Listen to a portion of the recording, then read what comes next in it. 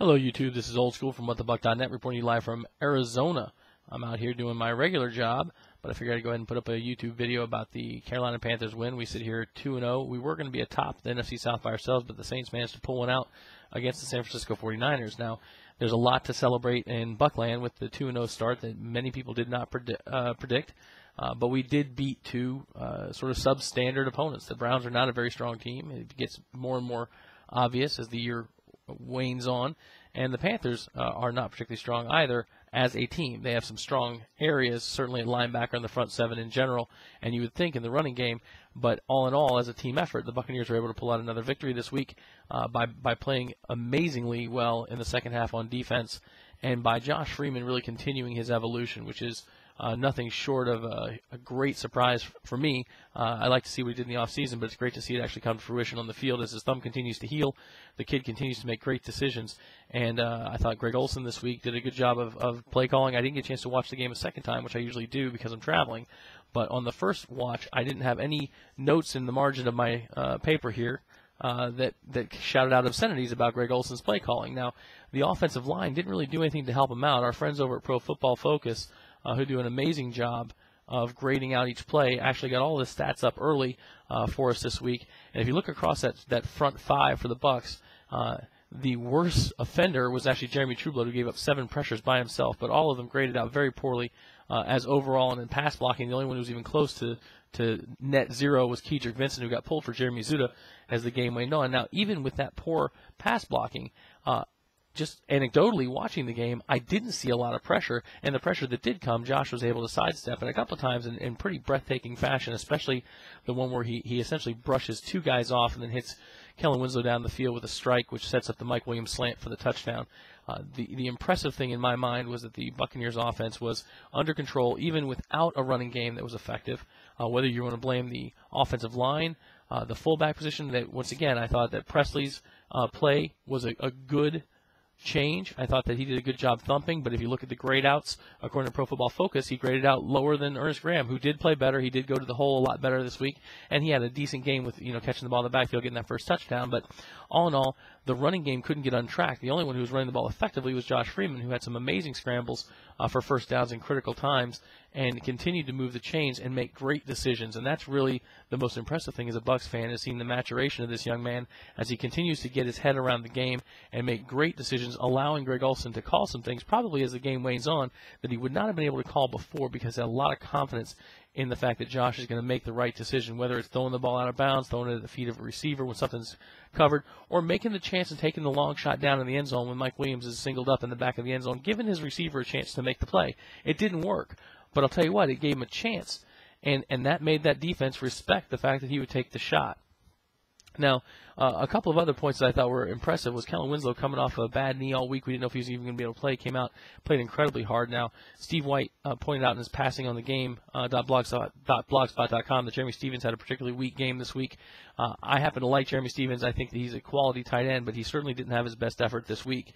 The other person who took a step back was Gerald McCoy. I thought he played well, but not the way he played the week before. He ended up grading out pretty poorly. He had 28 attempts for pressure and only got an actual pressure count on 1 of those 28 attempts. Now, Styles White had another great week. Tim Crowder came off the bench and was a beast and really overshadowed Kyle Moore, who, though he didn't grade out well according to Pro Football Focus, I thought had a pretty decent game. Outside of the stat sheet, I thought he was around the ball pretty regularly and causing some mayhem. Now, all of this has been a discussion without even mentioning what the linebackers are doing in Tampa Bay. Barrett Ruud, Quincy Black, and Geno Hayes are playing really good football. Probably in the inverted order. Geno Hayes is all over the field. He had 7 solo stops. And a stop, I don't mean just a tackle, though in this case it is a direct equivalent, 7-7. But that's a play that ends up being a failure for offense. And this guy is getting to the ball. He's showing that instinct. And Quincy Black is starting to show the same thing on the blitz out of the 3-3-5 when he, I think, gave Matt Moore another concussion. These guys are using that athleticism and coming through. Tenard Jackson, I thought, stepped back up, had a pretty good week.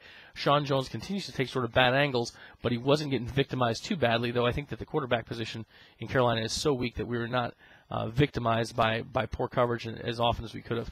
Ronde Barber continues to be the ageless wonder with his interception, and the defense, after the second half, has given up no points and is really doing an amazing job all in all. Mike Williams continues to impress. He gets another touchdown catch this week. I'd love to see them get Sammy Strouder involved in the offense. That's what they're saying they're going to be doing. We're going to talk a little bit about the Pittsburgh Steelers game coming up after Thursday night show. But all in all, even though you look at the stats, it's tough to see things you're disappointed in. In the first half, especially third down conversions were nothing for us. We ended up with a 43% overall. The thing that's a little bit concerning on the defensive side of the ball is we gave up 31% on third downs to the Panthers, but more concerning than that is 3 out of 4 on fourth down, including a touchdown where we sold out on a blitz, and they managed to hit Steve Smith on the slant behind it, which he took to the house for like a 37-yard touchdown. I thought Aqib Talib, coming off the suspension, played good football. All in all, saw him cramping up a little bit, and I think that this Steelers game coming up was going to be a big litmus test for us, but with Dixon going down, I don't think we're going to get any credit even if we win that game.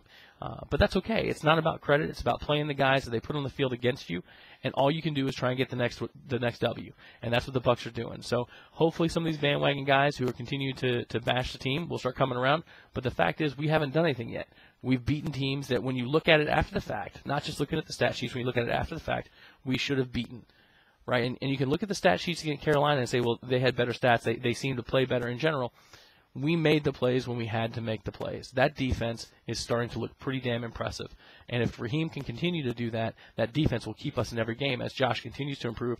And if Pete Manjurian tries to figure something out around this offensive line, the onus has got to be on Jeff Fain, Davin Joseph, Jeremy Trublake, Keedrick Vincent, Jeremy Zuda, and Donald Penn to figure out how the hell to learn how to run block and how to protect Josh Freeman better, because if they do that, there's just too much talent. Even though it's young, I know we get knocked for it, but even though it's young, there's too much talent for us not to score points. So another victory, 2-0, undefeated, tied for first in the NFC South. Enjoy it while it lasts, because we don't know how long it's going to, but by God, this week we're going to give Pittsburgh all they can stand, and we'll see what our offense does against a defense that is widely regarded as a solid defense home in Tampa. Hopefully we'll see a lot of fans out there. Hopefully you like the video. Rate it up. Let me know what you think, and we'll see you after the Thursday night show.